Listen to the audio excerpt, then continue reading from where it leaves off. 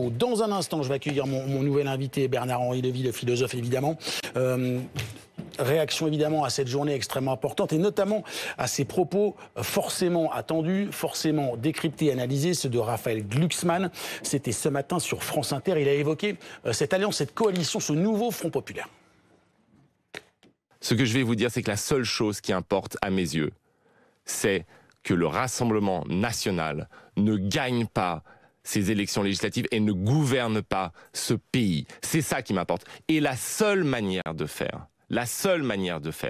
c'est qu'il y ait une union de la gauche, c'est qu'il y ait un rassemblement. C'est notre responsabilité historique. Bonsoir Bernard-Henri Lévy. Bonsoir. Philosophe, je renvoie nos téléspectateurs à la lecture de votre dernier ouvrage, Solitude d'Israël, paru chez Grasset. Comment vous avez réagi à cette interview ce matin, si vous l'avez vu en direct, et quelle a été votre première réaction?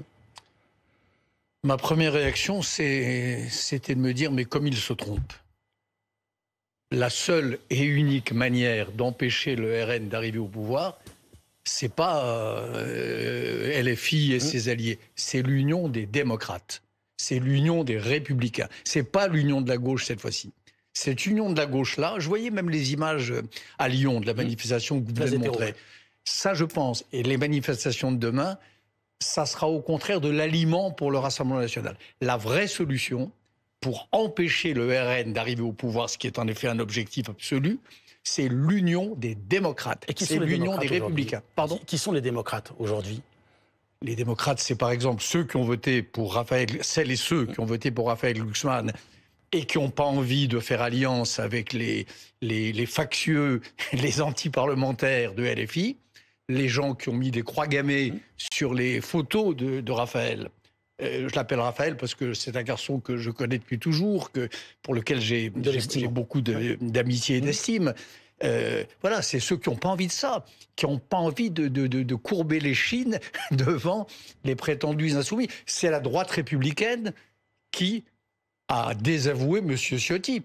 Je vous signale quand même l'événement. On attend d'ailleurs la décision du tribunal, on l'attend toujours. Mais quelle que soit la décision du tribunal, il y a un événement, c'est que sur les 61 députés de droite républicaine, il y en a 60 qui ont dit qu'ils n'étaient pas prêts à vendre leur âme pour un plat de lentilles ou pour un siège au Rassemblement national. Donc vous avez des républicains de probité de droite et vous avez des républicains de probité de gauche.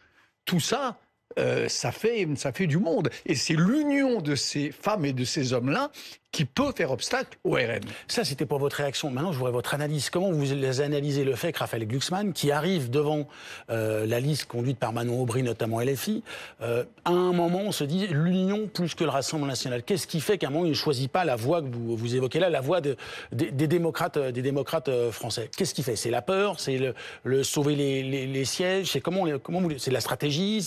Oui, je ne sais pas. C'est une erreur d'analyse. Je veux dire, on peut. Moi, ça fait des années, comme lui d'ailleurs, que je me bats pour qu'on se mobilise pour les Ouïghours de Chine. Hein, les Ouïghours esclavagisés. Oui. LFI les a ignorés, a pris parti pour les Chinois. Ça fait des années que je pense que ce qui se passe en Syrie est gravissime. Jean-Luc Mélenchon a dit que Bachar al-Assad faisait du bon travail. L'Ukraine, on nous dit que cette nuit, sur un coin de table, il y a eu un petit paragraphe dans un accord qui n'est même pas un accord de gouvernement, qui est un accord électoral où on reconnaît la souveraineté de l'Ukraine. Enfin, c'est une blague. Quand on connaît tous les gestes qu'ont accomplis Mélenchon et ses acolytes depuis 2 ans, et même depuis l'annexion de la Crimée, c'est une plaisanterie. Je vous propose d'écouter François Hollande, et puis je reviens vers vous dans un instant.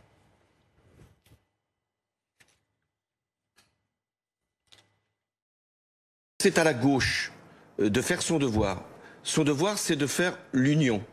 L'union, c'est-à-dire de pouvoir rassembler toutes les familles politiques de la gauche, qui ont des divergences, c'est bien clair, mais qui font preuve de responsabilité, c'est-à-dire de mettre toutes les conditions pour que l'extrême droite ne puisse pas venir au pouvoir. Et donc, il y a un accord ce soir, je n'en connais pas le détail, mais pour moi, ce qui est essentiel, c'est que l'union ait pu se faire. J'ai les divergences qu'on connaît, mais il y a un moment, on va au-delà des divergences, on va à l'essentiel. L'union à tout prix, c'est presque un sujet philosophique. Oui, mais surtout... L'union à quel prix? Je ne sais pas comment vous le formalisez. Là encore, j'ai beaucoup d'estime et de respect pour le président Hollande, mais avoir dit ça alors que, comme il vient de le dire, il ne connaissait pas encore les termes de l'accord, c'est quand même étrange. Parce que s'il avait attendu quelques heures avant de se prononcer, il aurait vu que, de même qu'il y a deux droites irréconciliables, il n'y a rien de commun entre M. Bertrand, Mme Pécresse d'un côté et les voyous du GUD de l'autre. De même, il y a deux gauches... L'extrême droite, je précise. L'extrême droite, oui, le GUD d'extrême droite, qui font cortège à Jordan Bardella, qui assure sa sécurité, qui sont ses meilleurs copains. Mais pareil pour la gauche. Il y a deux gauches irréconciliables. Les gens qui ont voté pour Glucksmann, qui ont gouverné avec Hollande, ils n'ont rien à voir avec les voyous qui faisaient du chahut à l'Assemblée nationale, qui ont bloqué les travaux parlementaires et qui sont bien décidés, s'ils ont la majorité, à continuer sur cette voie. Donc c'est vrai qu'il y a là quelque chose, il y a un moment d'égarement collectif chez les uns et chez les autres dont il faut se remettre.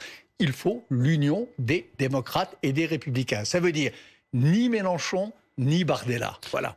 J'ai regardé, j'imagine comme vous, ce qui est présenté comme le programme, en tout cas la plateforme programmatique de ce nouveau Front populaire. Et il y a forcément un passage sur l'international dont je sais qu'il vous aura intéressé, concernant notamment le Proche-Orient. Rompre avec le soutien coupable du gouvernement français au gouvernement suprémaciste d'extrême droite de Netanyahou pour imposer un cessez-le-feu immédiat à Gaza et faire respecter l'ordonnance de la Cour internationale de justice qui évoque un risque de génocide. Agir pour la libération des otages détenus depuis les massacres terroristes du Hamas dont nous rejetons le projet théocratique et pour la libération des prisonniers politiques palestiniens. Comment vous l'avez... Est-ce que c'est trop faible? Est-ce que c'est un passage obligé? Est-ce que c'est honnête? Comment vous l'avez ressenti? Attendez.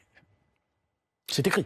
C'est écrit, mais quel crédit accorder? On sent tellement l'accord signé à 4 heures du matin après des tractations et je te donne une phrase sur les otages et tu acceptes que je qualifie le Hamas juste d'organisation théocratique. C'est dégueulasse, les articles de ce programme concernant Gaza. Ce n'est pas honorable. Et venir... Moi, je me méfie, et je n'y crois pas d'ailleurs, quand on me dit que le Rassemblement national se serait converti en 30 secondes par un coup de baguette magique à l'amour d'Israël et à l'amour des Juifs. Alors pourquoi? Pourquoi ils agissent comme ça? Je n'y crois pas. Finissez, je vous reposerai la question. Mais je n'y crois pas non plus pour LFI. C'est égal. Comment voulez-vous que ces gens qui ont fait toute la campagne des Européennes sur les arguments antisémites, qui ont mis Mme Rima Hassan en tête quasiment de leur liste, comment voulez-vous qu'on puisse les croire si en une nuit, ils décrètent que c'est fini, qu'on efface tout ça, que c'est caduc? Toute leur campagne est caduque et ils acceptent de reconnaître qu'il y a eu des crimes impardonnables le 7 octobre. Enfin écoutez... Massacre terroriste du Hamas dont nous rejetons le projet théocratique, voilà, c'est cela.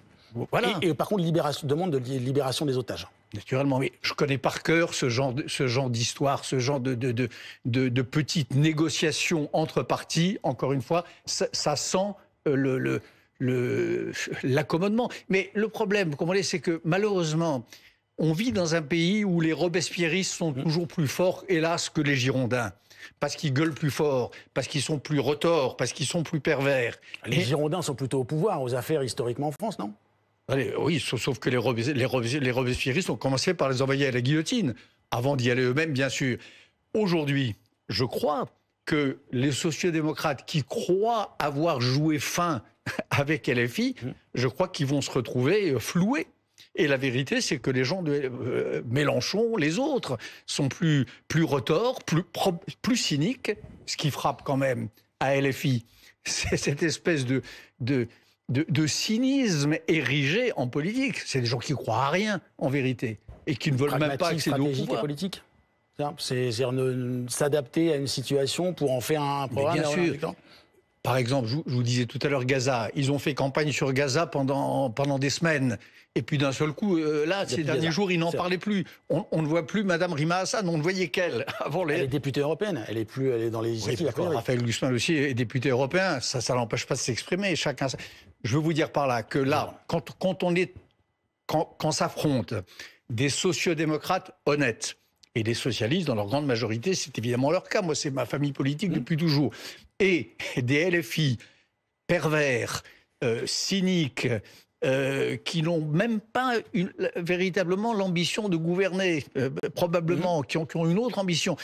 hélas, je crois que c'est les seconds qui auront raison des premiers. C'est une histoire éternelle dans la grande geste française, et malheureusement, ça va se reproduire là. David Assouline, l'ancien sénateur socialiste, disait en gros, le Front populaire, après tout, pourquoi pas, mais il y a des gens pour qui je ne pourrais pas voter, pour qui il ne faudra pas voter. Est-ce que là aussi, il y a une liste de personnes où vous dites, non, ces personnes-là, quoi qu'il arrive, je ne voterai jamais. Est-ce que vous mettez le signe égal entre certaines personnalités de l'extrême gauche et certaines personnalités de l'extrême droite pour lesquelles vous ne voterez jamais, quoi qu'il arrive? Bien sûr, je ne voterai jamais pour le RN, ça c'est le sens de ma vie, et je ne voterai jamais pour LFI, et je ne voterai jamais pour cette autre arnaque qu'est cette histoire de Front populaire. Enfin écoutez, oser détourner la mémoire du Front populaire pour ce ramassis, ce carteron de partis qui n'ont rien à voir les uns avec les autres et qui mettent surtout en tête les insoumis, c'est absolument scandaleux. Le Front populaire de 1936, par parenthèse, qui commence d'ailleurs en 1935, on voyait des drapeaux bleu, blanc, rouge. On voyait il y avait une dimension patriotique. Est-ce que vous en voyez, vous, des drapeaux bleu, blanc, rouge dans les manifestations insoumises depuis des mois? Pas forcément. Ah ben non, on voit des drapeaux... Je peux dire que l'arrière-petit-fils de Léon Blum sera mon invité dans le on voit des drapeaux palestiniens. Le Front populaire de 1936, ils peuvent raconter ce qu'ils veulent. Bien sûr, il y avait des staliniens, mais les staliniens, ils étaient en queue de liste, si j'ose dire. Ils étaient... c'est les socialistes qui avaient la main. Et c'était les radicaux. Là, vous avez l'impression que c'est LFI qui donne le ton? LFI donne le ton. LFI a la part du lion. LFI a le plus grand nombre de candidats. Donc, c'est LFI qui gouverne, évidemment.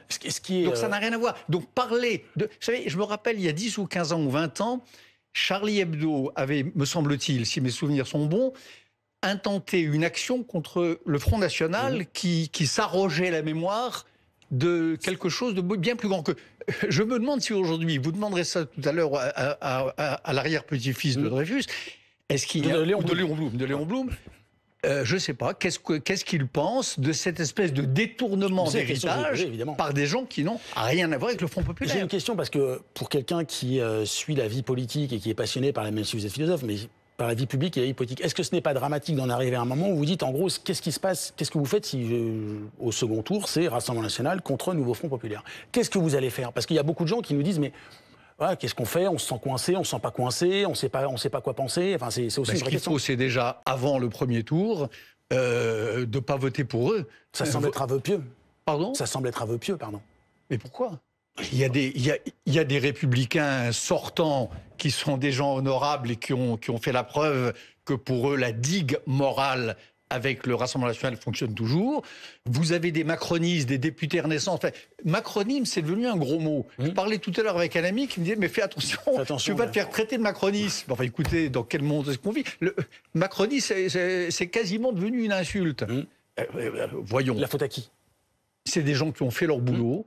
C'est des gens... il y avait une phrase d'ailleurs dans le discours de Macron l'autre jour. Il disait, j'ai sué sang et eau, j'ai travaillé jour et nuit. C'est vrai, pour le redressement de la France depuis 7 ans. On peut lui faire des reproches, on peut le trouver arrogant, tout ce que vous voudrez.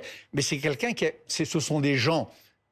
C'est les gens de Renaissance, comme les sociodémocrates du temps de François Hollande, qui ont à cœur le bien public, pas les intérêts de boutique et de siège des gars de LFI ou des petits gars du Rassemblement national. Est-ce que vous imaginez d'ici 16 jours premier tour évidemment, mais rajoutant une semaine, Jordan Bardella ou Jean-Luc Mélenchon à Matignon? Et qu'est-ce que... Non.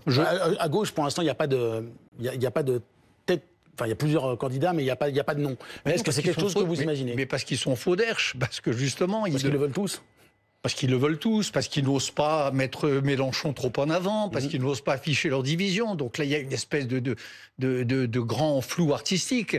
Du côté du Rassemblement national, il y a aussi de la fausseté et du mensonge. Donc moi, je pense que les Français vont, il me semble, peuvent encore se reprendre. Il y a là le fameux titre de Marc Bloch, l'étrange défaite. Il y a un parfum d'étrange défaite aujourd'hui en France. Il y a une espèce de résignation à cette espèce de duel Bardella, Mélenchon, la NUPES ou le nouveau Front populaire, qui est insupportable. Comment est-ce qu'on peut imaginer que la France de Nicolas Sarkozy, de François Hollande et d'Emmanuel Macron est devenue brusquement une espèce de grand corps populiste qui serait divisé entre des populistes de gauche et des populistes de droite. Enfin, d'abord, c'est pas vrai. Je suis convaincu qu'il y a des femmes et des hommes de sagesse. Les démocrates, comme vous les appelez. Des démocrates et des républicains de probité qui ont encore 15 jours pour réfléchir. Et vous serez le bienvenu sur le plateau de BFM TV pour en parler. Merci beaucoup, Bernard-Henri, d'avoir été avec nous ce soir.